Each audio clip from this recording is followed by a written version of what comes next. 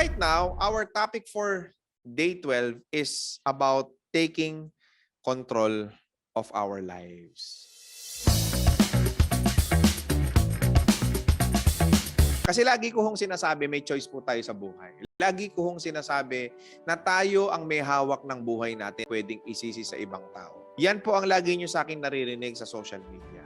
Siguro natuturete na kayo. And alam ko marami ho sa inyo hanggang ngayon hindi pa rin natatanggap. Hindi nila matanggap na hindi sir, ang laki ng factor ng ibang tao sa buhay ko kung bakit hanggang ngayon failure ako. Ang daming ginawang masama sa akin ng magulang ko, ang daming ginawang masama sa akin ng mga anak ko, ang daming ginawang masama sa akin ng mga kapatid ko, ang daming ginawang masama sa akin ng ibang tao. Hindi totoo yung sinasabi mo na ako nag-control sa buhay ko. Kaya ako mahirap, kaya ako gipit, kaya ako nalulugi, kaya hirap ako ngayon. Hindi dahil sa akin. Dahil maraming tao ang nag-argabyado sa akin. Sakit, di ba? Sakit ho nun. Correct? Hindi ko kayo naintindihan. Okay?